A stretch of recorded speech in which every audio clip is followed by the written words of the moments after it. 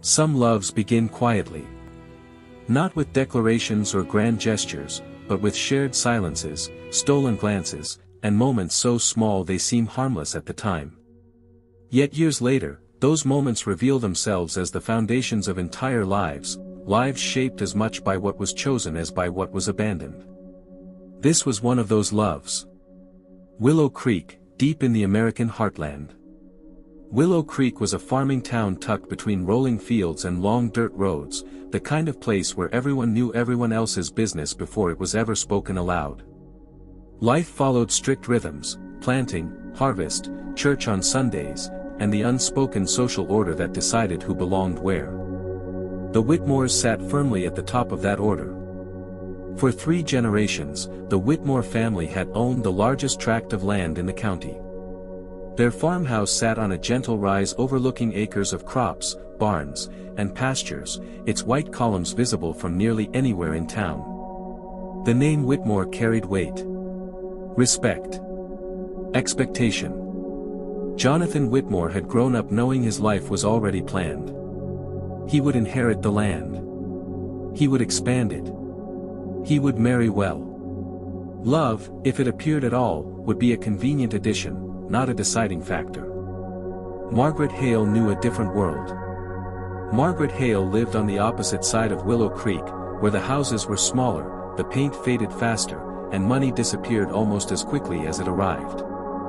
Her mother was a seamstress who worked long hours by lamplight, stitching dresses for women who would never know her name. Margaret learned early how fragile stability was. One illness, one bad harvest, one unpaid debt could undo everything. Dreams were dangerous luxuries. Yet Margaret dreamed anyway. She dreamed of kindness. Of warmth. Of a life where love did not feel like something meant for other people. The day they met.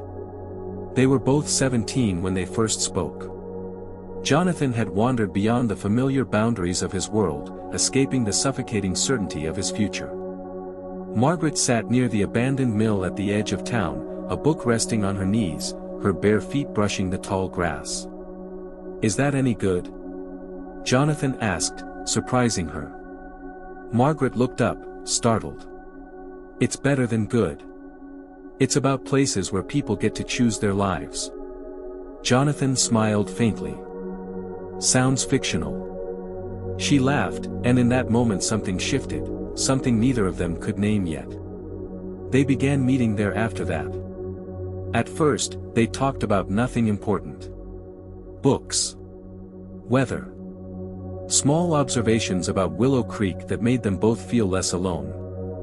Then, slowly, the conversations deepened. Jonathan spoke of responsibility and pressure, of a future that felt heavy before it even arrived. Margaret spoke of fear, fear of never leaving, fear of never being seen. They recognized something familiar in each other. A love that had no permission. Their affection grew quietly, hidden in plain sight.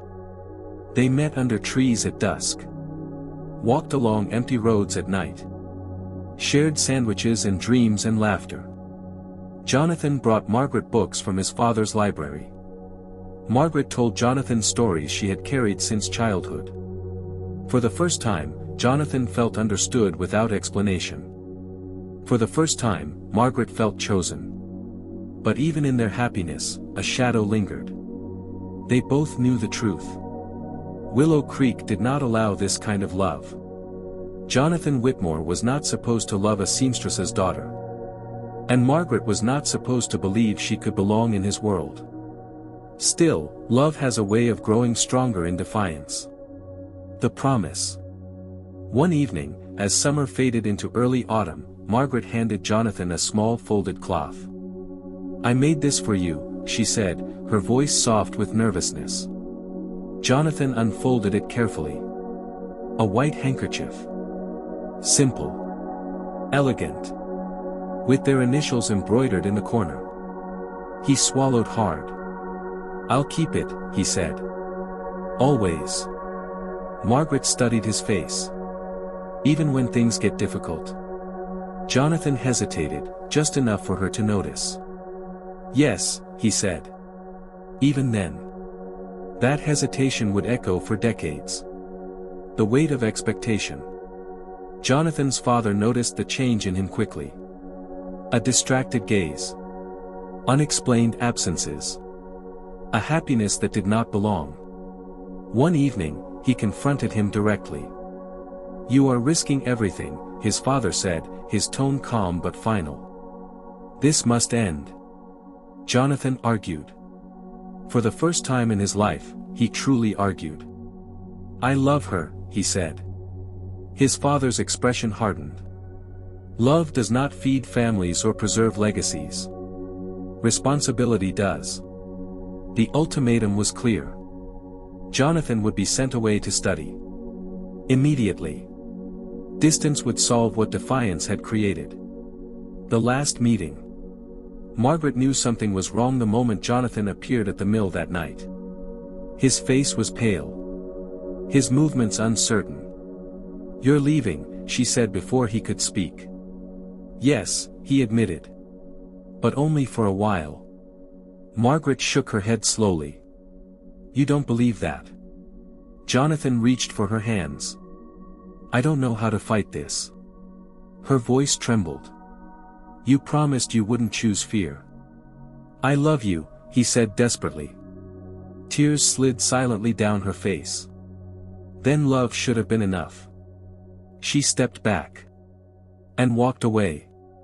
Jonathan stood there long after she disappeared into the darkness, the handkerchief clenched tightly in his fist. 2 lives, 1 silence. Life did not wait for either of them. Jonathan left Willow Creek carrying ambition, guilt, and a future built on duty. Margaret returned home carrying heartbreak, and the certainty that love, once lost, rarely returned. Neither knew that this was not an ending. Only the beginning of a very long separation. After that night by the abandoned mill, Willow Creek slowly reclaimed its familiar rhythm. Crops were planted. Sundays passed in orderly rows of wooden pews. People aged, married, buried their dead, and pretended not to remember what once had been whispered. But silence does not mean absence. It only means endurance. Lives chosen by necessity. Jonathan Whitmore left Willow Creek within the week. The town framed it as opportunity, education, prestige, advancement. But Jonathan knew the truth. Distance was meant to erase Margaret from his heart. It didn't. He studied hard, traveled far, and returned years later with everything expected of him except peace. His marriage was arranged with quiet efficiency. His wife was kind, well-mannered, and distant in the way two strangers often are when obligation replaces desire. They lived side by side, sharing a home but not a life. At night, Jonathan sometimes opened his desk drawer. Inside lay the handkerchief. Still folded. Still untouched. Still accusing. Margaret's life followed a harsher path. She married a man who offered security, not tenderness. He worked hard when sober and drank harder when he wasn't. Margaret learned how to endure silence that bruised more than words. Then came the twins.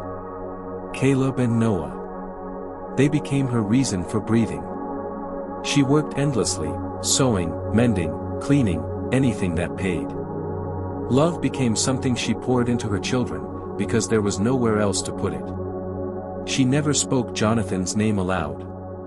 But at night, when the house was quiet, she sometimes unfolded her own handkerchief, the matching twin, and wondered who she might have been if fear had not won. Time takes, time gives. Years passed. Jonathan's wife died after a long illness. Their marriage ended the way it had lived, quietly, without fireworks or grief that shook the soul. Jonathan mourned her respectfully, but what he felt most was a familiar emptiness. Margaret's husband died suddenly, leaving behind debts and silence. She cried, not only for what was lost, but for what had never existed. They were widowed within the same decade. Separated by less than a mile. Unaware of each other's grief.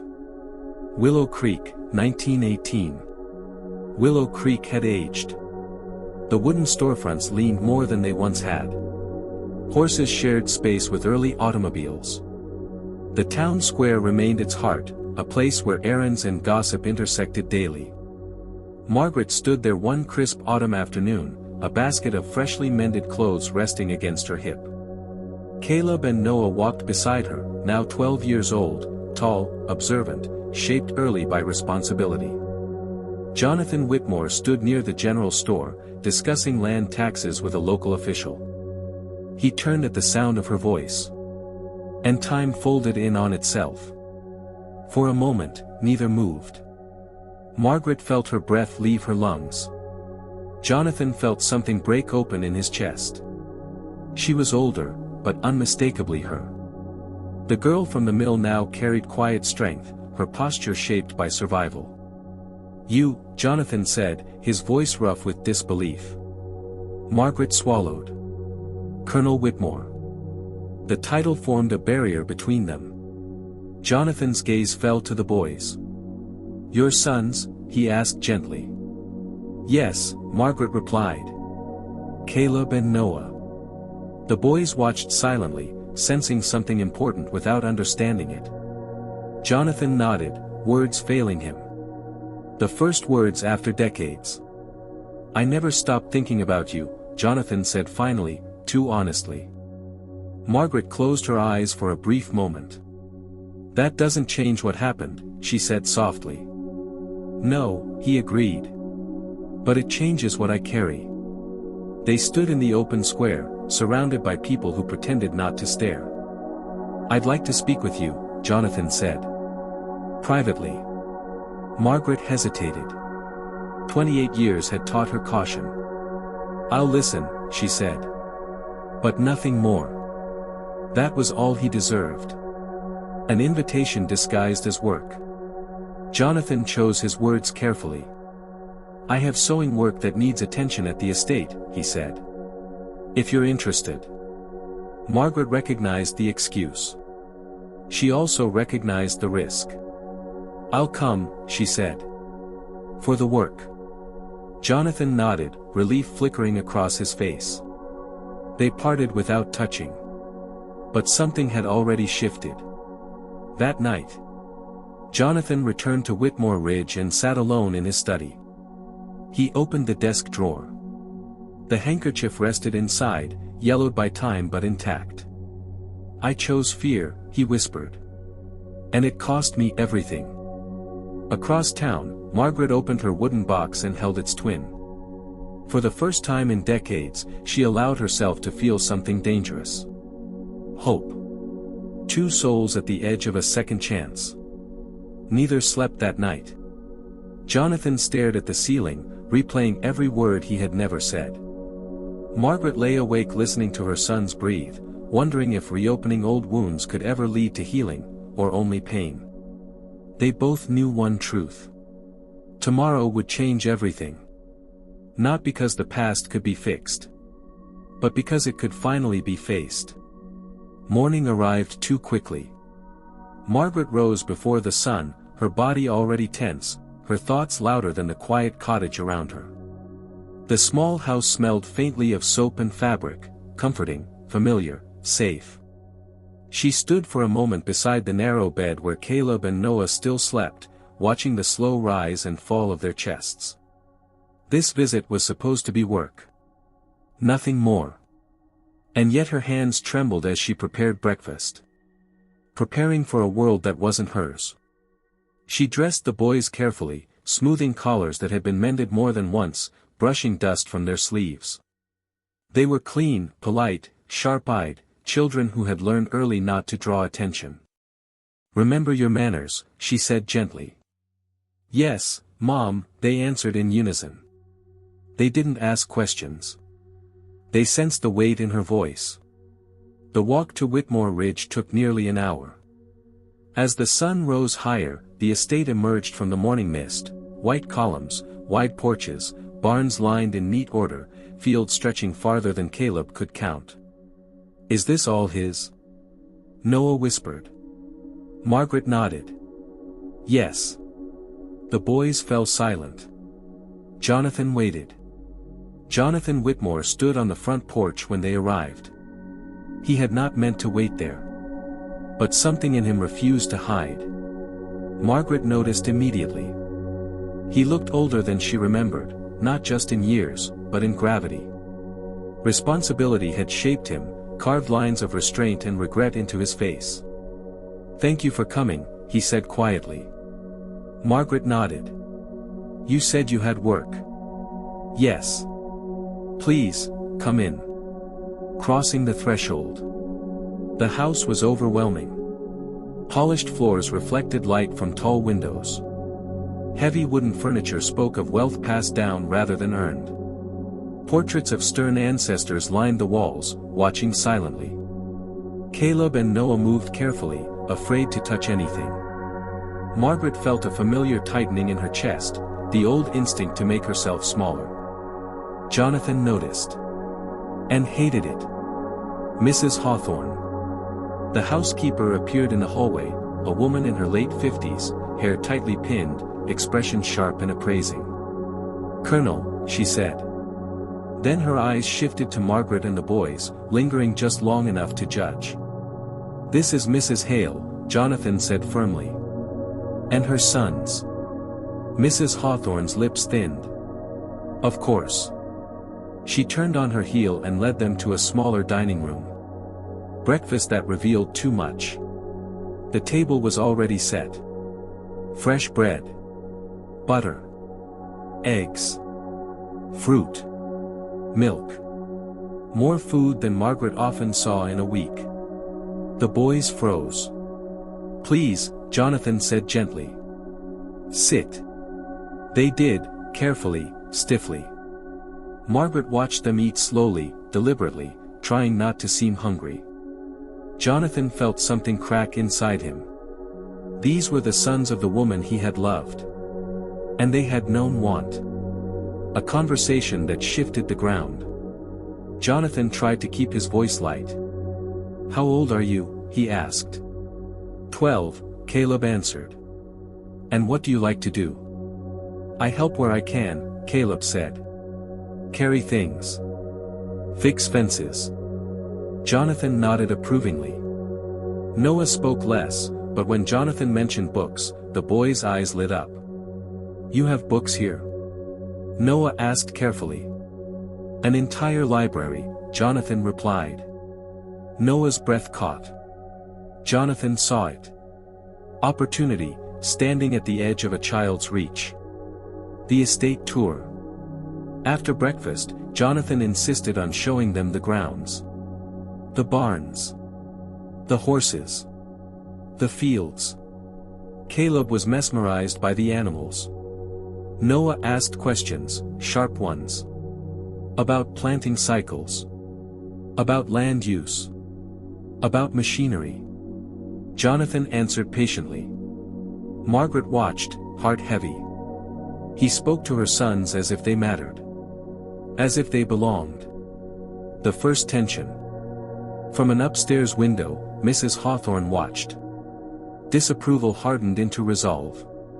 This was not proper. Not acceptable. And she would not remain silent. A dangerous realization. As they walked, Jonathan slowed beside Margaret. "They're remarkable boys," he said quietly. "They're just children," Margaret replied. "No," Jonathan said. "They're more than that." Margaret stopped walking. "This visit is for work," she said firmly.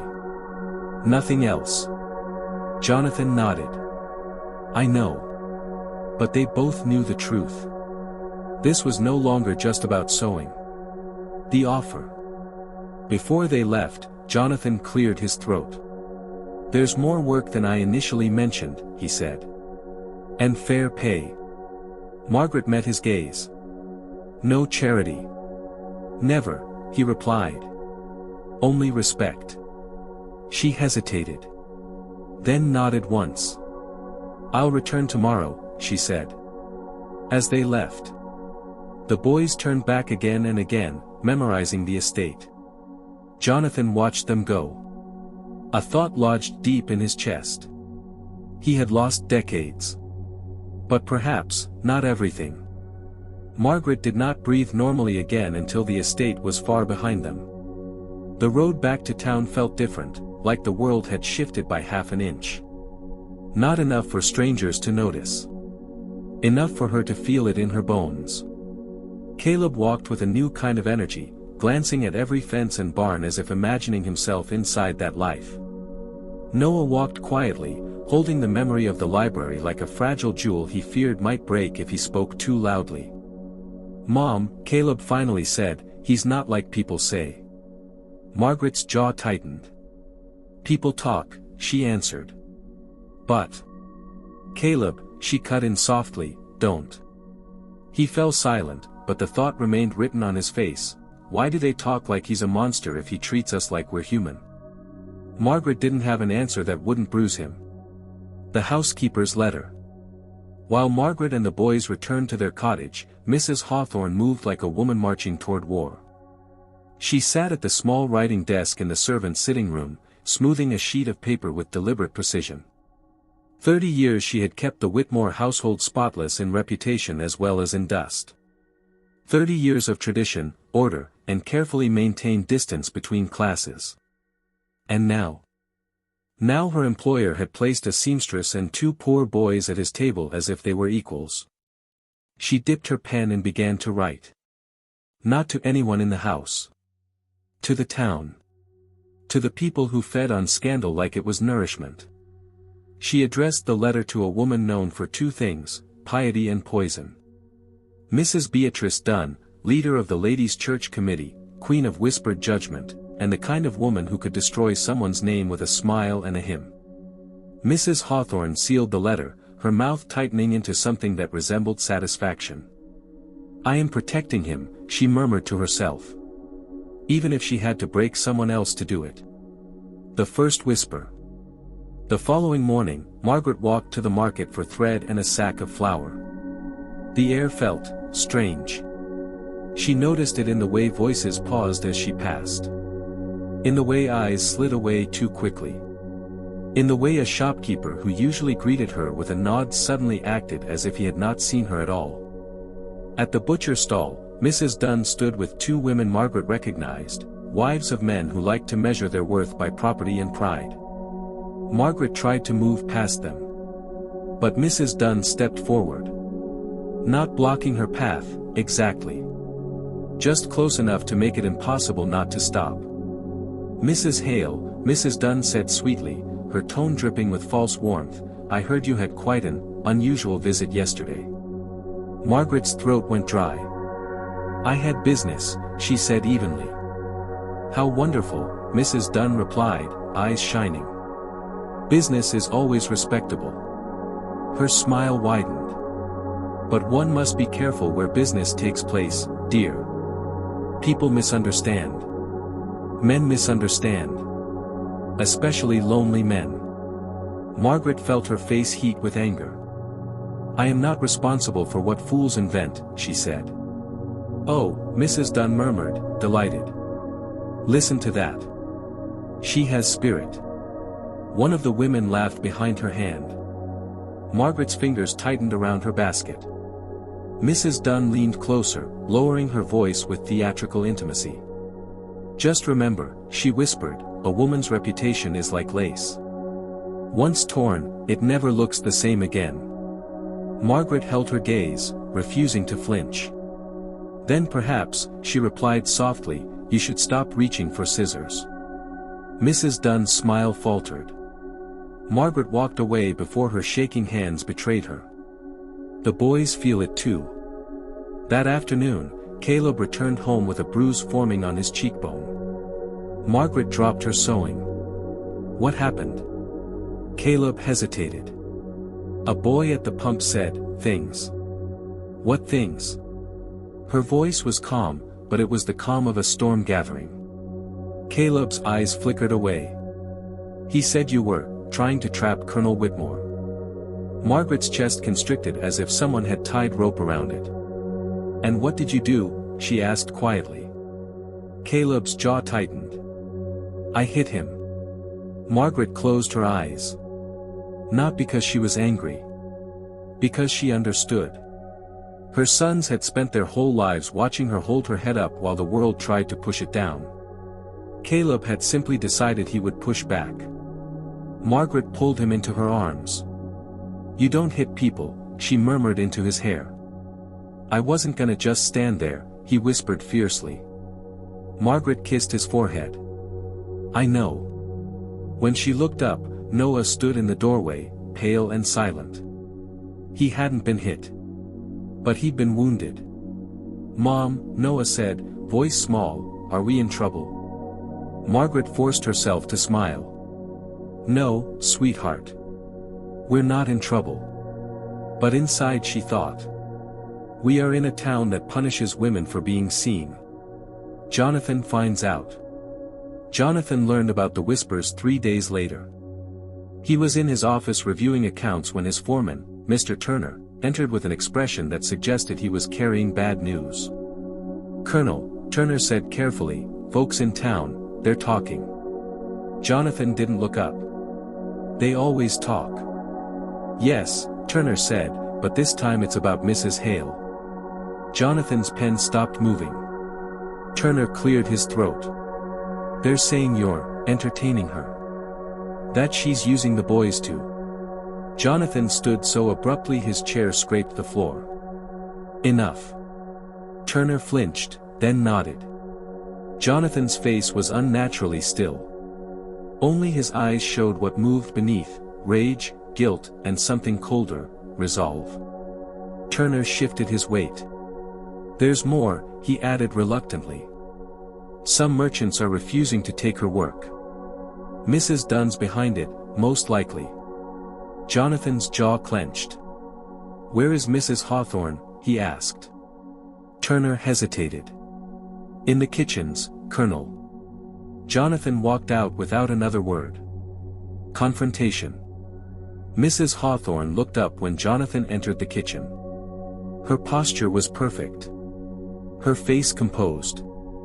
But there was a flicker of something, anxiety, or perhaps defiance. "Colonel," she said formally. Jonathan stood still, voice quiet. "Did you write to Mrs. Dunn?" The silence stretched. Mrs. Hawthorne's chin lifted. "I did what I believed necessary." Jonathan took one step forward. "You had no right." "I have served this house for 30 years, she snapped, losing her polish. "I have protected the Whitmore name from scandal and disgrace." Jonathan's voice cut through hers like a blade. "You have protected a name at the expense of a person." Mrs. Hawthorne's nostrils flared. "She is a seamstress," she said as if that explained everything. Jonathan's eyes burned. "She is a widow raising 2 boys alone.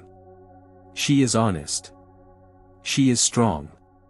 And she will not be used as your sacrifice to preserve polite illusion." Mrs. Hawthorne stiffened. "Colonel," she warned, "the town will turn on her." Jonathan's expression hardened. "Then the town will answer to me." Mrs. Hawthorne's breath caught. Jonathan leaned in slightly, voice deadly calm. "If you ever interfere in her life again, if I hear you have spoken her name in that poisoned way to anyone, I will dismiss you. Immediately. And you will leave this house without reference or protection." Mrs. Hawthorne went pale. She had expected resistance. But not this. Not him choosing her. Not publicly.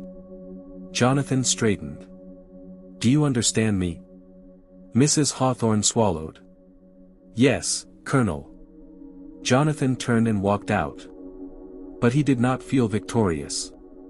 He felt furious at himself. Because all of it, every whisper, every loss of work, every bruise on his son's face, was happening because he had dared to let love exist in daylight. And Margaret was paying the price. Jonathan visits the cottage. That evening, a carriage stopped outside Margaret's small home. Margaret froze when she saw it through the window. Caleb's eyes widened. Noah stood up so fast his chair tipped. Jonathan stepped down from the carriage, hat in hand. Margaret opened the door before the boys could. Her voice was controlled, but her eyes were wary.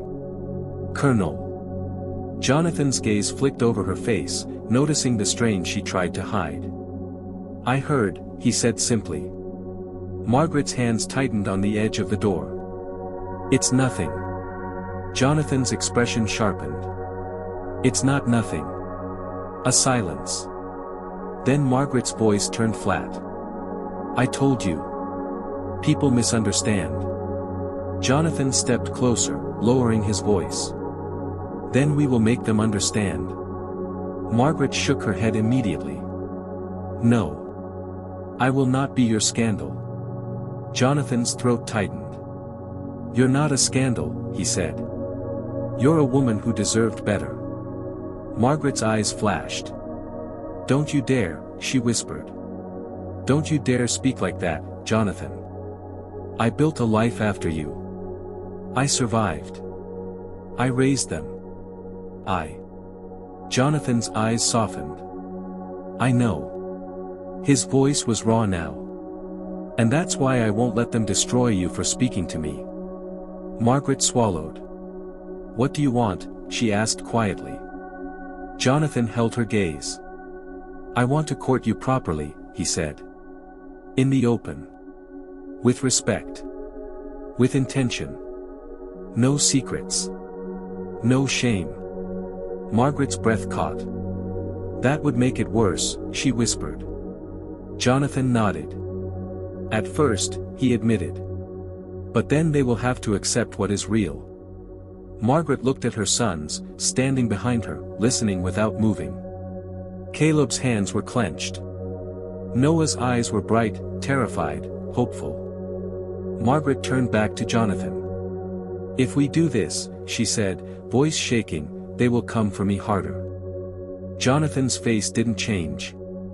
"Then they will have to go through me first." A long silence. Margaret's shoulders trembled. Then she whispered the words that changed everything. "Then don't leave again." Jonathan's eyes closed for 1 second. When he opened them, they were wet. "I won't," he promised. "Not this time." The next Sunday arrived like a verdict. Margaret woke before dawn, staring at the ceiling of her small bedroom while the boys slept on their cots. She could hear the town in her imagination, voices like knives, polite smiles that cut deeper than open cruelty. Jonathan's words from the night before still echoed in her chest. "I want to court you properly. In the open. With respect. With intention. A promise. A threat. A rope tied around both of them." She had agreed. Not because she was fearless. Because she was tired of living as if love was something shameful. Caleb sat up first, rubbing his eyes. "Are we going to church?" he asked, voice thick with sleep. Margaret hesitated. Church meant eyes. Church meant the kind of judgment that came dressed in Sunday clothes. "Yes," she said. "We're going." Noah blinked awake more quietly, already reaching for his worn jacket. "Will they?" he started. Margaret smoothed his hair back. "Look at us," she finished, keeping her voice gentle. "Yes. They will." Noah swallowed. "What do we do?" Margaret took a breath that felt like swallowing glass. "We keep walking," she said. "We keep our heads high." Caleb's jaw set with something proud. Noah nodded, small but determined. Margaret dressed them with extra care. She patched Caleb's collar, brushed Noah's hair until it lay neat, and fixed her own modest dress as best she could. She wasn't trying to look rich. Only unbreakable. The church bells. The church in town was older than half the families who claimed to own the town's morality. Stone walls, tall windows, and a bell that called people in like it was summoning them to be counted. Margaret and the boys arrived early, choosing a pew near the back, where the poor sat, where the invisible sat, where women like her were expected to stay. Caleb glanced toward the front. That's where Jonathan Whitmore always sat. Front pew, near the altar, where his money bought him proximity to God. Noah's hands were clasped so tightly his knuckles were white. "Mom," he whispered, I don't like this. Margaret laid her hand over his. I know, she murmured. But we're doing it anyway. One by one, the church filled. Women in lace collars. Men in stiff suits. Children scrubbed clean for Sunday performance. Margaret felt the stares before she heard the whispers. A few words drifted like smoke. That's her. The seamstress. Poor thing thinks. Mrs. Beatrice Dunn slid into a pew 2 rows ahead, glancing back with a slow, satisfied look as if Margaret were a prize she was about to crush beneath her heel. Margaret refused to look away. The organ began. The service started. Prayers rose. Hymns filled the air. Margaret tried to focus on God. But she could feel the town watching her the way a crowd watches a match being lit. Jonathan's arrival. Then the front doors opened. The sound wasn't loud, but it shifted the entire room. Jonathan Whitmore entered. He wore his best suit, pressed and dark, his hair neat, his posture controlled, everything about him announcing status. He walked down the aisle with calm authority and sat in the front pew as usual. A collective exhale swept through the congregation. The town relaxed, thinking, order remains. Margaret's stomach twisted. Noah's fingers trembled in her grip. Caleb leaned forward slightly, eyes locked on Jonathan as if waiting for proof that men kept their promises. The service continued. And for a moment, Margaret allowed herself to believe Jonathan might change his mind. That he had offered courage in private, but would choose safety in public. It would have been understandable. It would have been cowardly. But understandable. Then the final hymn ended. The pastor lifted his hands and dismissed the congregation. People began to stand, murmuring, shifting toward the aisles. And Jonathan did not move toward the door. He stood. Slowly. Deliberately. And instead of exiting through the side as he always did, he turned. And walked down the aisle. Straight toward the back. Straight toward her. The church fell into a silence so complete Margaret could hear her own heartbeat. Noah's breath caught. Caleb's eyes widened. Mrs. Dunn turned in her pew, face tightening, watching as if witnessing a blasphemy. Jonathan stopped beside Margaret's pew. For a moment, he simply looked at her. Not the way a rich man looks at a poor woman. Not the way a man looks at a secret. The way a man looks at something he intends to claim openly. Good morning, Mrs. Hale, Jonathan said, his voice clear enough for everyone to hear. Margaret's throat went dry. Good morning, she answered, forcing steadiness into each syllable. Jonathan's gaze shifted to the boys. Caleb. Noah. Caleb lifted his chin like he was 10 years older. Noah swallowed hard, then nodded politely. I hope the book was to your liking, Jonathan said to Noah. Noah blinked, surprised he was being addressed like a person. It was, sir, he managed. Jonathan's mouth curved slightly, something warmer than his usual public expression. I'm glad. He returned his attention to Margaret. I would like to invite you and your sons to luncheon at Whitmore Estate today, he said, still loud enough for the church to hear. Mrs. Turner will be preparing a meal, and the boys have expressed interest in seeing the stables again. A ripple moved through the congregation, shock, outrage, fascination.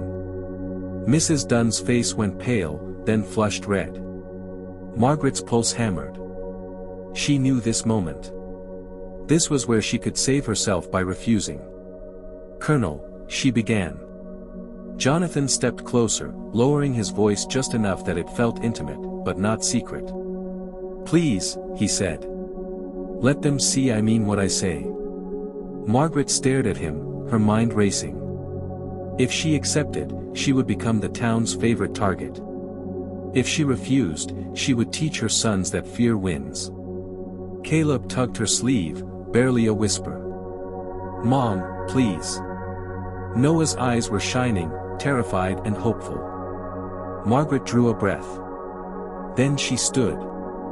"Thank you," she said, voice steadier now. "We would be honored." The murmurs exploded. Jonathan offered his arm. Not hidden. Not rushed. A public gesture so bold it felt like a declaration. Margaret hesitated only a second. Then she placed her hand on his arm. The contact sent a shock through her, not just memory, but truth.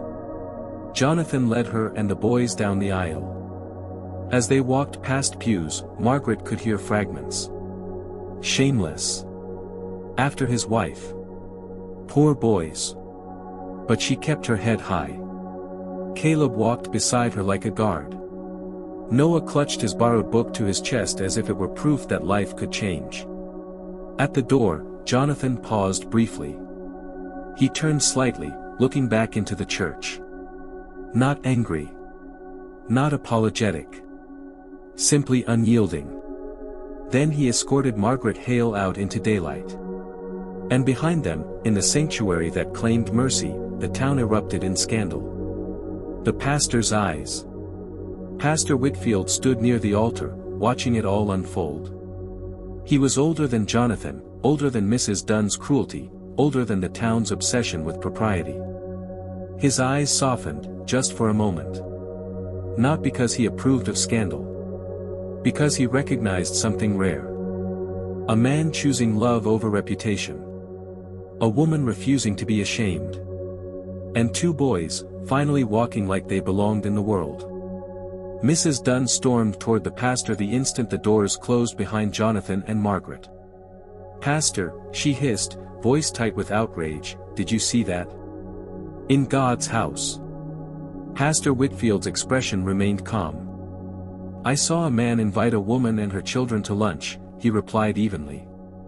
Mrs. Dunn blinked, offended by the simplicity. "You know what it means." The pastor looked at her for a long moment. "It means exactly what it means," he said quietly. "Nothing more. Nothing less." Mrs. Dunn's lips thinned, fury building like a boil. "You will regret defending." "I am not defending scandal," the pastor interrupted, voice still gentle but unmovable. "I am reminding you that judgment belongs to God, not to the church committee." Mrs. Dunn's face hardened. She turned away, already plotting. Margaret did not know it yet. But as Jonathan's carriage carried them away from town, the choice she had just made would change everything. Because the moment she accepted his arm publicly, she stopped being a rumor. She became a challenge. And the town did not like being challenged. The carriage rolled forward, and only then did Margaret realize she was shaking. Not from cold. From reality. The wind brushed her face, the sunlight too bright for a day that felt so dangerous. Beside her, Jonathan sat rigid, his posture controlled, yet the tension in his neck betrayed him. Even his body seemed to understand that he had crossed a line from which there was no return. Caleb looked exhilarated, his eyes darting everywhere as if the world had opened a secret door just for him. Noah remained quiet, clutching the book tightly to his chest, his gaze alert and uncertain, as though he expected someone to appear from the roadside and drag him back to the place where boys like him were never meant to go. Margaret stared down at her hands folded in her lap. "Are you certain about this?" she asked quietly. Jonathan didn't answer right away. His eyes stayed fixed on the road, on the dust rising behind the wheels, on the horizon stretching endlessly ahead. "I've had 28 years to be certain," he said at last. A sharp ache spread through Margaret's chest. "And I've had 28 years learning how to survive," she whispered. "That's not the same thing." Jonathan finally turned to her, his gaze intense enough to make the air feel heavier. "I'm not asking you to survive," he said. "I'm asking you to live." Margaret looked away quickly, as if protecting herself from the dangerous urge to believe him. The house, the table, and the woman at the door. When they arrived at Whitmore Estate, the courtyard felt different. Not because the gardens had changed. But because Margaret and her sons were there as guests, and that altered everything. The housekeeper stood waiting at the entrance. Mrs. Pritchard. Her hair was pinned severely, her chin lifted, her eyes sharp and measuring, as if she evaluated people the way one might judge cheap fabric.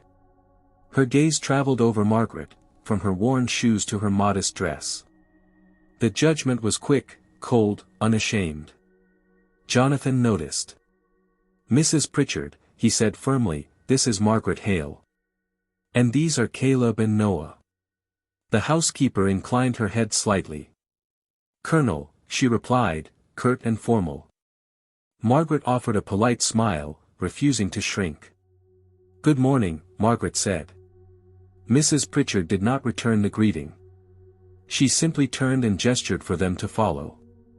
The message was unmistakable. "You may enter. But you do not belong." Margaret inhaled slowly, and walked in anyway. Inside, the house was a monument to wealth: polished floors, heavy carved furniture, framed paintings, chandeliers glowing even in daylight. Caleb let out an involuntary "wow." Noah froze, trying to make himself smaller, quieter, invisible. Jonathan leaned down slightly and spoke to them both, his voice warm and steady. "You're allowed to look," he said. "Nothing here will hurt you." Caleb grinned. Noah managed a small, timid smile, though the tension never fully left his shoulders. A table of plenty and too much silence. The smaller dining room held a table laid with more food than Margaret sometimes saw in a week. Fresh bread, butter, cheese, fruit, sliced meat, warm milk, strong coffee, even chocolate. Caleb's eyes widened. Noah stood motionless. Margaret felt the familiar surge of shame, not shame for being poor, but for the way her children looked hungry in a room like this. Jonathan saw it. He pulled out a chair for Margaret, a simple gesture that felt explosive in that setting. "Please," he said. "Sit. Eat." Caleb served himself with exaggerated care, determined not to appear greedy. Noah took only a small piece of bread, as though taking more would be a crime. Jonathan quietly placed another plate closer to him. "You're allowed," he said gently. "Truly." Noah looked up, uncertain. Margaret touched her son's arm. "It's all right, sweetheart," she said softly. "There's no need to be afraid." Noah hesitated, then took another piece of bread. Still cautious, still restrained, but freer than before. Jonathan swallowed hard. He wasn't just watching a child eat. He was watching the years he had lost. The years he had allowed the world to steal from him. Books, horses, and a promise that couldn't be taken back.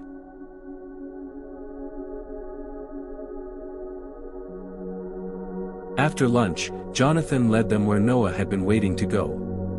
The library. Floor-to-ceiling shelves. Hundreds of books. The smell of paper and wood. Noah stepped inside as if entering a sacred place. His hands trembled. He touched nothing without permission. "I really can choose one?" he asked, barely above a whisper.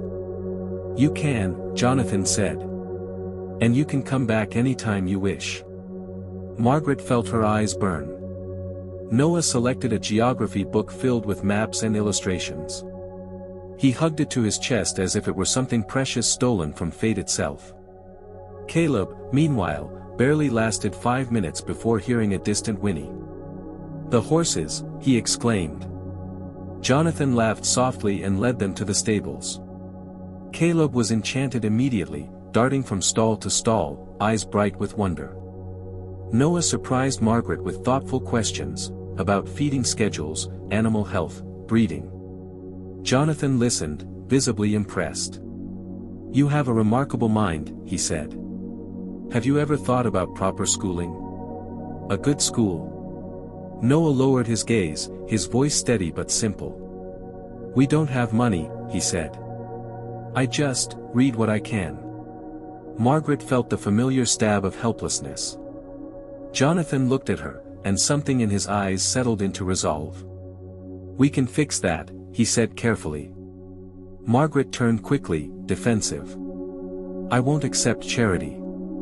Jonathan stepped closer, his voice low but unwavering. It's not charity, he said. It's responsibility. And, correction. He paused. And an investment. In two boys who deserve every chance. Margaret pressed her lips together. Her pride wanted to protest. Her love for her sons wanted their future secure. We'll discuss this later, she said at last. Jonathan nodded. But his expression promised, I won't let this go. The first mask falls. When they returned to the house, Mrs. Pritchard stood waiting in the corridor, stiff as a wall. Colonel, she said, you have a scheduled visitor at 11. Colonel Dunham. It was a lie. Margaret recognized it instantly by the way Jonathan's gaze sharpened. Jonathan didn't blink. Cancel it, he said. Mrs. Pritchard stiffened. Sir. Cancel it, he repeated, quieter. More dangerous. The housekeeper's face flushed, but she composed herself. Yes, sir, she said, turning sharply and leaving. Margaret remained silent, her throat tight. She'll hate me even more now, she murmured. Jonathan looked at her as if that hardly mattered. She'll learn, he said. Or she'll suffer under her own rigidity. Margaret exhaled softly. You speak as if it doesn't hurt, she said. Jonathan stepped closer. It hurts, he replied. But it hurt more to live without you. The space between them felt suddenly too intimate for a house full of echoes. Margaret looked down. Jonathan took a breath, steadying himself. Margaret, he said. I'm not playing games. She looked up slowly. Then what do you want, she asked. Jonathan didn't hesitate. I want you, he said simply. But I want you the right way. Her body warmed, fear and longing colliding. The right way, she repeated. Jonathan nodded. Courtship. Respect. Intention. Then, choosing the exact moment to speak destiny aloud, he added. Marriage. Margaret froze. The world seemed to slow. Somewhere in the house, Caleb and Noah laughed softly, carefree for once, and the sound cut deep, because now she understood that happiness always carried a cost. Margaret inhaled slowly. This will set the town on fire, she said. Jonathan gave a brief, somber smile. Then let it burn, he replied. I'll stand with you in the flames. The months that followed Eleanor and Samuel's public courtship were some of the most turbulent the town of Willow Creek, Kansas, had seen in decades. What had begun as whispered gossip at the general store slowly turned into open conversations on front porches, church steps, and even at the town council meetings. People no longer lowered their voices when Eleanor passed. Some nodded politely. Others stared openly. A few smiled with genuine warmth. And a handful still looked at her as if she were trespassing on a world she did not belong to. But Eleanor no longer walked with her head down. There was a new steadiness in her posture, a quiet confidence born not of pride, but of certainty. She had survived far worse than judgmental glances. She had buried a husband, raised 2 boys alone, stitched clothes until her fingers bled, and gone to sleep countless nights wondering if love had passed her by forever. Compared to that, gossip was nothing more than background noise. Samuel noticed the change immediately. You're standing taller, he said one evening as they walked slowly along the dirt road that led from the farmhouse to the old oak tree near the creek. The sun was sinking low, painting the sky in shades of amber and violet. Eleanor smiled softly. I think I finally stopped apologizing for existing. Samuel stopped walking and turned to face her fully. You never should have apologized. Not once. She met his gaze, seeing the same fire there she remembered from their youth, now tempered by age, regret, and hard-earned wisdom. We were taught to, she replied. Women like me. Poor. Widowed. Quiet. We're taught to take up as little space as possible. Well, Samuel said firmly, I plan to give you all the space you need. Their engagement had been announced quietly, without fanfare. No grand party, no formal announcement in the newspaper. Just the posting of the marriage banns at church, read aloud by Reverend Collins 3 Sundays in a row. And each time the Reverend spoke their names together, Colonel Samuel Whitaker and Mrs. Eleanor Hayes, a murmur rippled through the congregation. By the second Sunday, no one murmured anymore. The inevitability of it settled in. Still, resistance remained. Mrs. Agnes Holloway, chair of the Ladies' Benevolence Committee and self-appointed guardian of Willow Creek's moral order, wasted no time making her displeasure known. She paid a visit to Eleanor's small rented house one afternoon, arriving unannounced, her spine stiff and her lips pressed into a thin line. I came to speak woman to woman, Agnes said, declining the chair Eleanor offered and choosing instead to stand. Eleanor folded her hands calmly. Then speak. Agnes sniffed. You're putting Colonel Whitaker in an impossible position. People talk. They say you've ensnared him at a vulnerable time.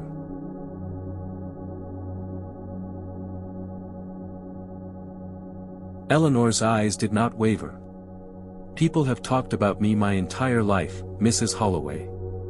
None of it ever kept food on my table or shoes on my children's feet. This is different, Agnes insisted. He is a man of standing. So am I, Eleanor replied evenly.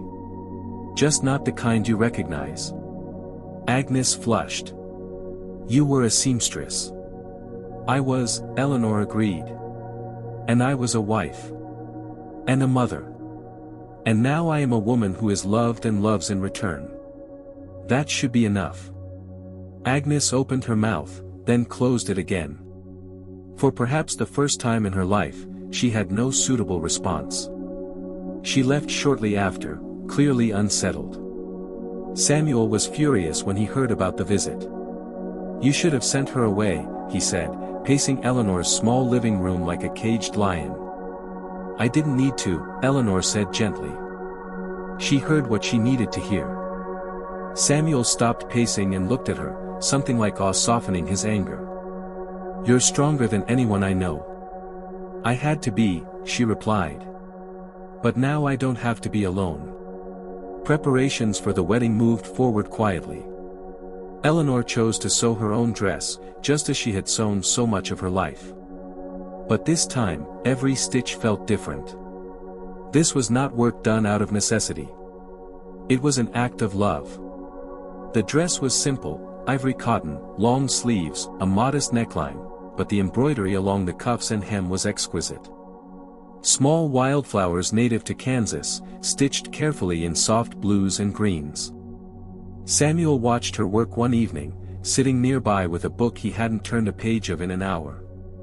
That dress, he said finally, will be the most beautiful thing in that church. Eleanor chuckled. It's just a dress. It's you, he corrected.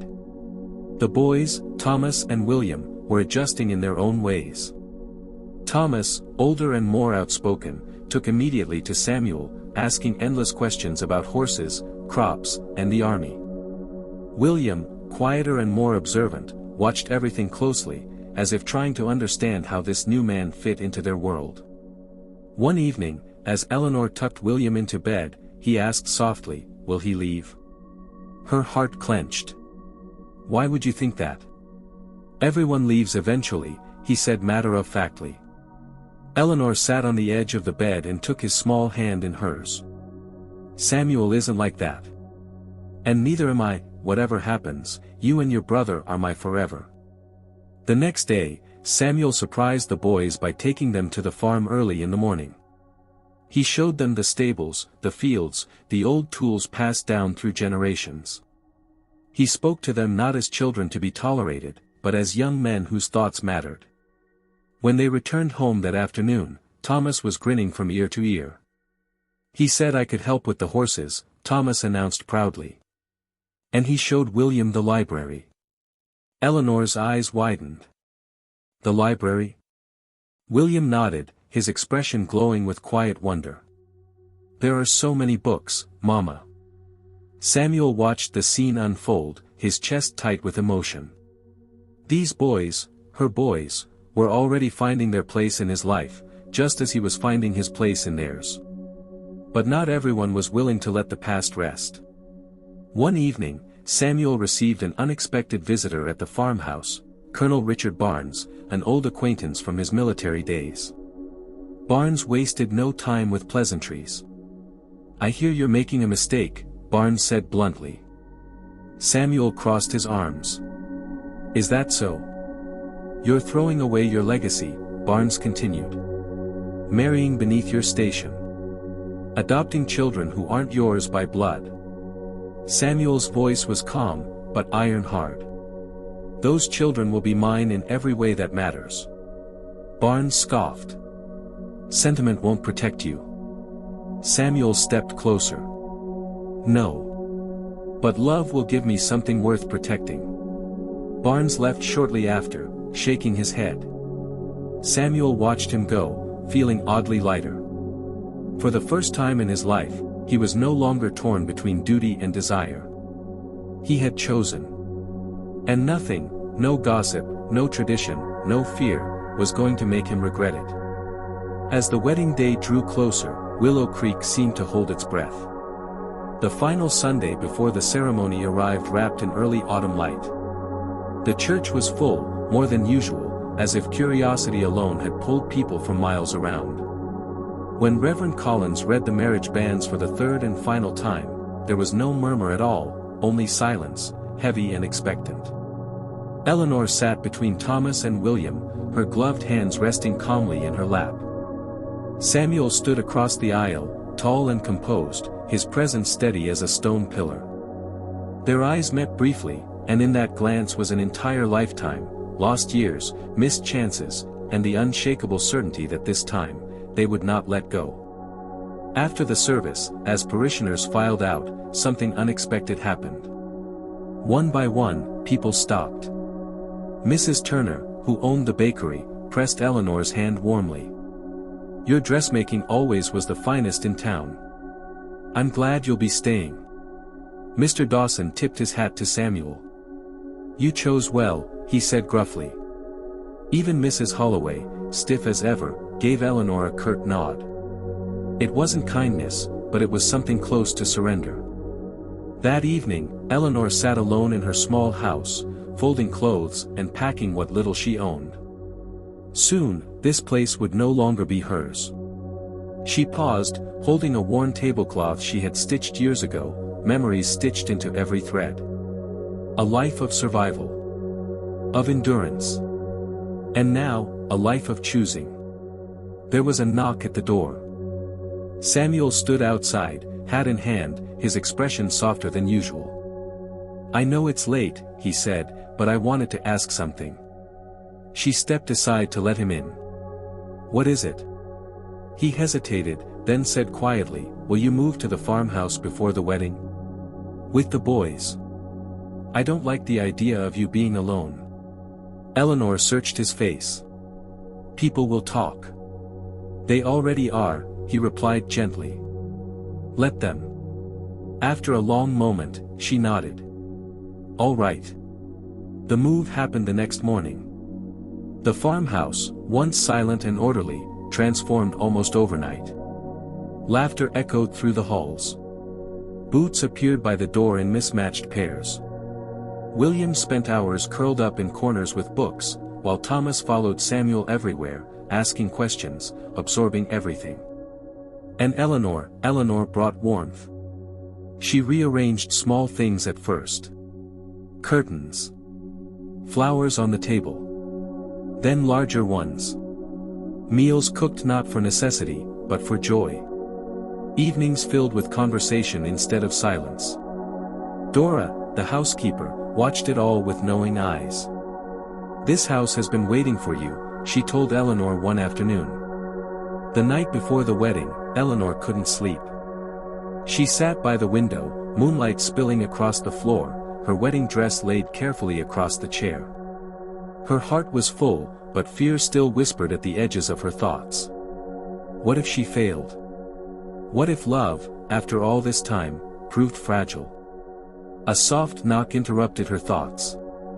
Samuel stood in the doorway, clearly nervous. "I won't stay," he said quickly. "I just needed to see you." She stepped toward him. "I was hoping you would." He took her hands, his voice barely above a whisper. "Tomorrow changes everything." "Yes," she agreed. "But we've already changed, haven't we?" He smiled, relief washing over his face. "I waited half my life for this moment. I won't waste it." "Neither will I," she said. They stood there for a long moment, hands clasped, before Samuel finally stepped back. "Good night, Eleanor." "Good night, Samuel." The wedding day dawned clear and bright. The small chapel near the creek was filled, not with grandeur, but with sincerity. Farmers. Townspeople. The boys sat in the front row, shoulders squared, eyes shining with pride. Eleanor walked down the aisle alone, her step steady, her face serene. She needed no escort. She had walked through far worse alone and survived. Samuel watched her approach as if the world had narrowed to a single point. When they reached the altar, Reverend Collins smiled warmly. "We are gathered here not only to witness a marriage," he said, "but to honor perseverance, forgiveness, and the courage to choose love." Their vows were simple. "I choose you," Samuel said. "Every day that remains to me." "I choose you," Eleanor replied. "With all that I am, and all that I have been." When the Reverend pronounced them husband and wife, Samuel kissed her not with urgency, but with reverence, as if sealing a promise rather than claiming a prize. The applause that followed was real. Earned. After the ceremony, Samuel knelt before the boys. "If you'll have me," he said, voice thick with emotion, "I would be honored to be your father." Thomas nodded fiercely. William hesitated only a moment before stepping forward and embracing him. "Papa," William said softly, testing the word. Samuel closed his eyes, overcome. "Yes," he whispered. "Papa." That evening, the farmhouse was alive with celebration. Lanterns glowed in the yard. Food was shared. Music drifted through open windows. Laughter echoed into the night. Eleanor stood beside Samuel, watching it all unfold. "We did it," she said softly. He squeezed her hand. "No. We chose it." As the stars came out, and the last guests departed, Eleanor rested her head against Samuel's shoulder. For the first time in her life, she felt not rescued, but home. And in Willow Creek, whether they admitted it or not, everyone could feel it too. Something had shifted. A story had begun. Married life did not soften Eleanor Whitaker. It strengthened her. The change was subtle at first, noticeable only to those who truly paid attention. She moved through the farmhouse with confidence now, no longer as a guest, but as someone who belonged. Her voice carried certainty. Her decisions were firm but fair. And when people spoke to her, they listened, not because of Samuel's name, but because Eleanor herself commanded respect. Samuel watched this transformation with quiet pride. "You were always meant for this," he told her one evening as they sat on the porch, the boys chasing fireflies in the yard. "You just never had the chance to be." Eleanor smiled. "I had the chance. I just didn't know it." Life settled into a rhythm that felt both new and deeply familiar. Mornings began early, with the sound of boots on wooden floors and the smell of coffee drifting through the house. Thomas helped in the stables before school, his natural ease with animals growing stronger by the day. William spent hours in the library, devouring books with a hunger that astonished everyone who knew him. And Samuel was no longer alone. He worked the land as he always had, but now there was laughter waiting for him when he returned. Conversation at the table. Questions. Opinions. Life. Yet not all resistance vanished with the wedding. Some townspeople remained distant. Invitations went missing. Conversations stopped when Eleanor entered a room. It no longer wounded her the way it once might have, but Samuel noticed. "You don't deserve this," he said after one such dinner in town, his jaw tight. Eleanor placed her hand over his. "Neither do you. But we knew it wouldn't be easy." "I don't regret it," he said immediately. "Neither do I," she replied. Not for a single moment. The real turning point came that winter. A harsh storm swept through Willow Creek, fiercer than any in recent memory. Snow buried roads. Roofs collapsed under the weight. Several families on the outskirts of town were left without heat or food. Samuel acted immediately. He opened the farm's storage, distributing grain, firewood, and blankets. Eleanor organized meals, working alongside Dora and several farmhands' wives from dawn until late into the night. Thomas helped shovel snow, while William read aloud to children crowded into warm rooms, distracting them from fear. For days, the Whitaker farm became a refuge. When the storm finally passed, something else had shifted. People remembered. They remembered who showed up. Who helped without asking for credit. Who opened their doors without judgment. Mrs. Turner brought Eleanor a basket of fresh bread the following week. "You fed half the town," she said simply. Mr. Dawson tipped his hat again, this time with genuine warmth. "Your boys worked like men," he told Samuel. Even Mrs. Holloway said nothing, but her silence spoke volumes. Spring brought renewal, not just to the land, but to the family itself. One morning, Eleanor realized she was late. At first, she dismissed it as stress. Life had been full. But then came the familiar nausea, the strange exhaustion. She sat quietly on the edge of the bed, hands trembling. When she told Samuel, he froze. "A baby?" he whispered. She nodded, tears in her eyes. "I didn't expect, at my age." Samuel crossed the room in 2 strides and took her face in his hands. "This is a miracle," he said fiercely. "And we will face it together." The boys reacted differently. Thomas was overjoyed. "I'll protect them," he declared immediately. William was quiet, thoughtful. Later that night, he asked Eleanor softly, "Will you be all right?" She pulled him close. "Because of you, I will be." The pregnancy was not easy. Eleanor tired quickly. Samuel hovered more than she liked, insisting she rest, calling doctors from neighboring towns. Dora scolded him gently. "She's strong, sir. Don't forget that." "I know," Samuel replied. "That's what scares me." The child was born in late autumn, a girl. They named her Anna Grace Whitaker. Samuel cried openly when he held her, his voice breaking as he whispered, "I thought I'd missed my chance." "You didn't," Eleanor said softly. "You waited for the right one." Anna grew quickly, adored fiercely by her brothers. The farmhouse, once a symbol of discipline and order, now rang with lullabies and laughter. Years passed.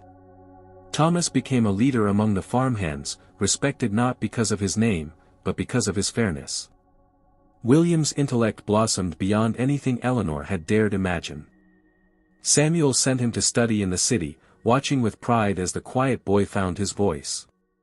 Anna grew into a spirited child, curious and stubborn, her mother's strength and her father's resolve shining through. And Eleanor built something lasting. She organized a small schoolhouse for local children, using one of the old barns. Samuel funded it quietly. Eleanor ran it fiercely. No child was turned away. "This is your legacy," Samuel told her one evening as they watched children running across the field. "No," she corrected gently. "It's ours." Time, relentless and kind, eventually slowed Samuel. His hair silvered. His steps grew more careful. One winter morning, sitting by the fire with Eleanor beside him, he took her hand. "I don't have regrets," he said quietly. "Just gratitude." She leaned into him. "We chose well." "Yes," he smiled. We did. The final years passed quietly, the way meaningful lives often do, not marked by drama, but by presence. Samuel Whitaker grew older with dignity. He no longer rode out to the fields every morning, but he still walked the land slowly, leaning on his cane, greeting workers by name. He listened more than he spoke. And when he did speak, people leaned in. Eleanor remained his anchor. Each morning, she brought him coffee, just the way he liked it. Each evening, they sat together on the porch, watching the sun lower itself behind the fields they had built not just with labor, but with intention. They spoke often of the past, not with bitterness, but with understanding. "We lost time," Eleanor once said quietly. "Yes," Samuel replied. "But we gained meaning." Their children became living proof of that meaning. Thomas grew into a man known throughout the county for his integrity. He eventually took over much of the farm's daily operations, running it not as a ruler, but as a steward. Fair wages. Safe conditions. Respect without exception. He married a kind, strong woman named Margaret, and together they raised children who knew both discipline and love. William's path led far beyond Willow Creek.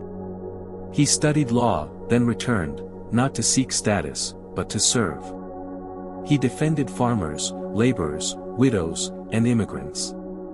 When people asked why he chose work that paid so little, he always gave the same answer. "Because someone once gave me a chance when I had nothing." Anna Grace grew into a force of her own. She inherited Eleanor's quiet strength and Samuel's refusal to bow to convention. From an early age, she asked questions others avoided. She read everything she could find. And when she announced she wanted to become a doctor, some raised their eyebrows. Samuel did not. "Then you will be," he said simply. Anna studied abroad, returned years later, and opened a small clinic that treated anyone who walked through its doors, regardless of wealth, race, or background. Eleanor often sat in the waiting room, watching her daughter work, her heart full beyond words. 3 generations of change, born from one brave choice. The end came gently. Samuel passed away one quiet spring morning, Eleanor's hand in his, sunlight spilling across the room. His final words were spoken without fear. "Thank you," he whispered. "For choosing me." "I would choose you again," Eleanor replied. "Every lifetime." The funeral drew people from miles around. Farmers. Workers. Families. Men and women whose lives Samuel had touched through fairness, generosity, and example. But it was Thomas who spoke, his voice steady despite his grief. "My father taught me many things," he said. "But the most important was this: love is not weakness. It is courage. It is a choice made every day." Eleanor listened, tears falling freely, surrounded by children and grandchildren who were living proof of that truth. She lived several years longer, just as Samuel had asked, fully. She watched her grandchildren grow.